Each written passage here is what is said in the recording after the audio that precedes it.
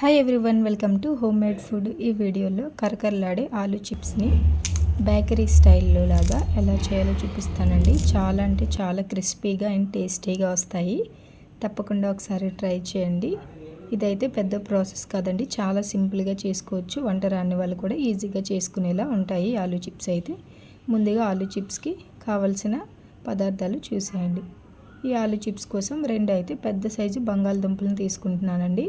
ఇక్కడ నేను ఆలూ చిప్స్ బంగాళదుంపలు వేరే ఉంటాయి, నేను నార్మల్ బంగాళదుంపలతో అయితే చేసి చూపిస్తున్నాను. ఆలూ చిప్స్ చేసుకునే బంగాళదుంపలు అయితే కొత్త బంగాళదుంపలు అంటామండి.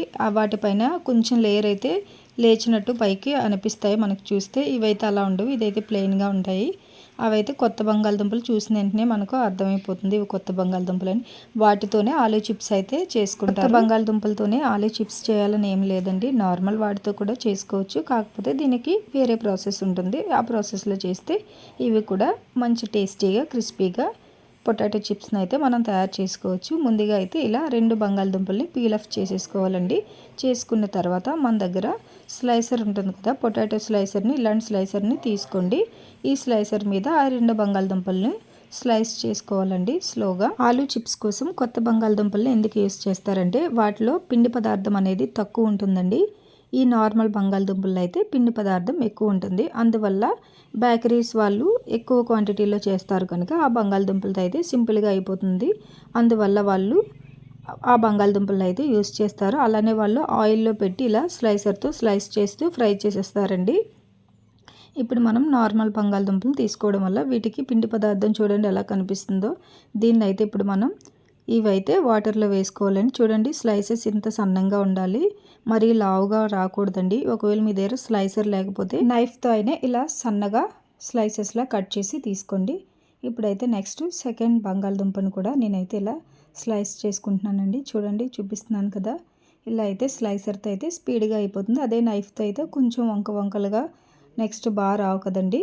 ఒకవేళ మీ దగ్గర స్లైసర్ లేకపోతే నైఫ్ని యూస్ చేసి కట్ చేసుకోండి, కానీ కొంచెం సన్నంగా అయితే కట్ చేసుకోండి. ఇప్పుడైతే మనం కొంచెం వాటర్ తీసుకొని వాటర్లో అయితే ఈ బంగాళదుంప స్లైసెస్ని యాడ్ చేసుకోవాలండి. కొంతమంది అయితే ఐస్ వాటర్ని తీసుకొని వాటిలో యాడ్ చేసుకుంటారు, బట్ అలా అవసరం లేదు. నార్మల్ వాటర్లోనే ఈ స్లైసెస్ని యాడ్ చేసుకొని నీట్గా కడుక్కోవాలండి. వీటిలో ఉన్న పిండి పదార్థం మొత్తం పోయే వరకు మనం ఈ వాటర్లో ఒకసారి ఇలా కలుపుతూ వాటిని ముక్కల్ని ప్రెస్ చేస్తూ మనం కలుపుకుంటూ కడిగితే మొత్తం పిండి పదార్థం మొత్తం రిమూవ్ అయిపోతుంది. చూడండి మీకు చూపిస్తున్నాను కదా, ముందు మనం వాటర్ వేసినప్పుడు ఎలా ఉంది, ఇప్పుడైతే ఎలా ఉందో. ఇప్పుడైతే కొంచెం ఏదో పిండి కలిపినట్టు వాటర్ అయితే తయారైంది కదండి.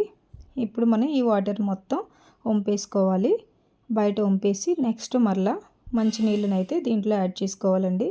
వంపేసాను మొత్తం వాటర్ని. నెక్స్ట్ మంచినీళ్ళని అయితే దీంట్లో యాడ్ చేసుకుంటున్నానండి.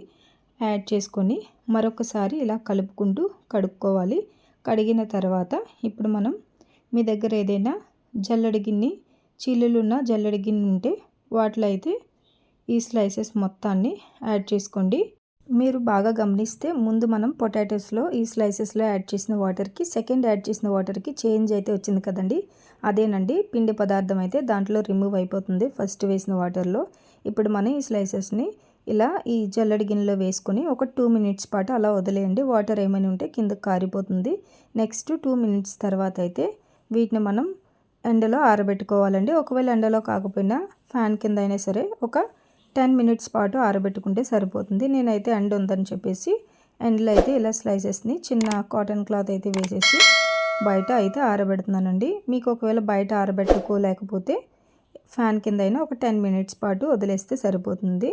ఇలా తడిగా ఉన్నప్పుడు ఆయిల్లో వేసిస్తే అవి ఒకదానికొకటి స్టిక్ అయిపోతాయండి. అయిపోయి చిప్స్ అయితే నీట్గా రావు, మెత్తగా వచ్చేస్తాయి. అందువల్ల మనం కొంచెం తడి ఆరే వరకు ఒక 5 మినిట్స్ అయితే, ఎండలో అయితే ఒక 5 మినిట్స్ అయితే సరిపోతుందండి. అదే ఫ్యాన్ కింద అయితే ఒక 10 మినిట్స్ పాటు వదిలేయండి. ఇవి ఇలా అయితే ఆరబెట్టుకోవాలండి. ఒకవేళ మీకు కొన్ని మంత్స్ పాటు ఒక 3-4 మంత్స్ పాటు నిల్వ ఉండాలంటే ఈ పొటాటో చిప్స్ని సేమ్ ప్రాసెస్లో చేసుకొని వీటిని అయితే ఒక 1 డే మొత్తం ఆరబెట్టుకోండి. 2 సైడ్స్ తిప్పుతూ ఇలా 1 డే మొత్తం ఆరబెట్టుకుని ఒక బాక్స్లో అయితే స్టోర్ చేసుకుంటే ఇవి మీకు ఎప్పుడు కావాలంటే అప్పుడు పప్పు చారుతైనా లేదంటే పెరుగన్నంతో అయినా ఇలా ఇవి ఫ్రై చేసుకొని చిప్స్లో అయితే తినేయొచ్చండి. హాలిడేస్ అయితే ఇచ్చేసారు కదండి, సమ్మర్ హాలిడేస్. పిల్లలైతే స్నాక్స్ అని గోల్ చేస్తూ ఉంటారు కదా, మన చుట్టూనే తిరుగుతారు ఏదో ఒక స్నాక్ ఇవ్వమని.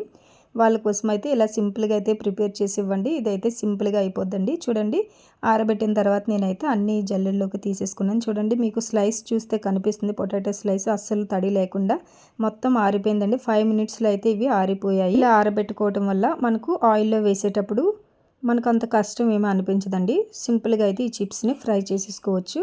నెక్స్ట్ అయితే ఒక చిన్న టీ గ్లాస్లో కొంచెం వాటర్ తీసుకుని 1/2 టేబుల్ స్పూన్ అయితే సాల్ట్ని యాడ్ చేసి కరిగించుకోండి.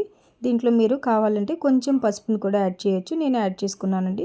నెక్స్ట్ డీప్ ఫ్రైకి సరిపడా ఆయిల్ అయితే పెట్టుకొని ఇప్పుడు మనం ముందుగానే ఆరబెట్టి పెట్టుకున్న ఈ పొటాటో స్లైసెస్ని 1 బై 1 అయితే యాడ్ చేసుకోవాలండి. అన్నీ ఒకేసారి వేసుకోవద్దు, ఒకటి అలా ఆయిల్లో వేస్తూ ఫ్రై చేసుకోవాలండి. నెక్స్ట్ మంట అయితే మీడియం టు హై ఫ్లేమ్లో ఉండాలండి. అస్సలు లో ఫ్లేమ్లో పెట్టద్దు. వేసేటప్పుడు కూడా లో ఫ్లేమ్లో పెడితే ఈ పొటాటో స్లైసెస్ మెత్తగా అయిపోతాయండి. ఆయిల్ని పీల్చుకొని ఇలా హై ఫ్లేమ్లో పెట్టి చేసుకోవడం వల్ల ఇవైతే క్రిస్పీగా వస్తాయి. ఇది ఒక్కటి మాత్రం మర్చిపోవద్దండి, అస్సలు లో ఫ్లేమ్లో అయితే ఆయిల్ పెట్టకూడదు. లో ఫ్లేమ్లో పెడితే మీకు ఈ చిప్స్ తీసేటప్పుడు చాలా మెత్తగా అనిపిస్తాయి. నెక్స్ట్ మనం కలిపి పెట్టుకున్న సాల్ట్ వాటర్ని కొంచెం యాడ్ చేసుకోవాలండి. ఈ వాటర్ యాడ్ చేసుకునేటప్పుడు ఫేస్ కొంచెం దూరం పెట్టుకోండి, ఎందుకంటే ఆయిల్ పైకి చిటపట్లాడుతుందండి వాటర్ యాడ్ చేస్తాం కదా ఆయిల్లో, అందువల్ల. నెక్స్ట్ ఈ వాటర్ యాడ్ చేసుకున్న తర్వాత ఒకసారి గట్టితో మొత్తం ఈ సాల్ట్ మొత్తం ముక్కలకు పట్టే వరకు ఇలా కలుపుకోండి. చూడండి, మీకు చూస్తే అర్థమవుతుంది, లైట్ గోల్డెన్ బ్రౌన్ కలర్లోకి అయితే చిప్స్ టర్న్ అయిపోయాయి కదా. ఇప్పుడు మనం ఈ చిప్స్ని అయితే తీసేసుకోవాలండి.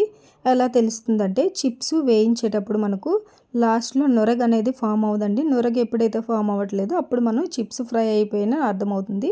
ఈ చిప్స్ని ప్లేట్లో వేసేసుకోవాలండి. ఇలా 1 బై 1 అన్ని స్లైసెస్ను హై ఫ్లేమ్లో పెట్టుకొని ఇలా ఫ్రై చేసుకొని ప్లేట్లోకి అయితే తీసేసుకోండి. మా పిల్లలు అయితే చాలా ఇష్టంగా తింటారండి ఈ పొటాటో చిప్స్ని. అయితే ఈవినింగ్ స్నాక్గా అయితే చేయమని అడిగారు. చూడండి, ఆడి అలసిపోయి స్నాక్స్ చేసిస్తే చక్కగా కూర్చొని అయితే తినేస్తున్నారు. చాలా ఇష్టం అండి మా బాబుకి అయితే, చాలా ఇష్టంగా తింటాడు. చూడండి, ఒకటి తినకముందే ఇంకొకటి అయితే నోట్లో పెట్టేసుకుంటున్నాడు. మీరు కూడా మీ పిల్లలకి ప్రిపేర్ చేసి ఇవ్వండి, ఇష్టంగా తింటారు. అలానే వీటిని ప్రిపేర్ చేసి స్టోర్ చేసుకోవచ్చండి. ఒక 8 బాక్స్లో అయితే పెట్టుకొని స్టోర్ చేసుకోవచ్చు. ఇవైతే ఒక 6-7 డేస్ వరకు మెత్తగా అవ్వకుండా ఉంటాయి. ఒక పొటాటో స్లైస్ని అయితే ఇలా బ్రేక్ చేసి చూపిస్తున్నాను, చూడండి ఎంత క్రిస్పీగా వచ్చాయో. మీరు కూడా తప్పకుండా ట్రై చేయండి. నా వీడియో మీకు నచ్చితే ఒక లైక్ చేయండి, అలానే ఛానల్ని సబ్స్క్రైబ్ చేసుకోండి. సబ్స్క్రైబ్ చేసుకోవడం వల్ల నేను పెట్టే ప్రతి వీడియో మీ వరకు ముందుగానే వస్తుందండి. ఇలా అయితే 8 బాక్స్లో వేసేసానండి. చాలా వరకు అయితే తినేసారు వాళ్ళు. కొన్ని అయితే మిగిలితే ఇలా బాక్స్లో వేసి పెట్టేస్తున్నాను. పిల్లలు మనం చేస్తుంటే తినేస్తారు కదండి, అంత టేస్టీగా ఇష్టపడతారు. బింగోస్ అలాంటివి అయితే కొనిచ్చే కంటే ఈ చిప్స్ని ఇంట్లో ప్రిపేర్ చేసుకోవడం బెటర్ కదండి. తప్పకుండా ట్రై చేయండి. వీడియోస్ చేయడం అయితే చాలా కష్టం అండి. మేమైతే చాలా కష్టపడి వీడియోని అయితే షూట్ చేసి ఎడిట్ చేసి అప్లోడ్ చేస్తాము. తప్పకుండా ఈ వీడియోకి ఒక లైక్ చేయండి. మరొక మంచి వీడియోతో మరలా కలుసుకుందాం. మీ హోమ్ మేడ్ ఫుడ్ ఛానల్.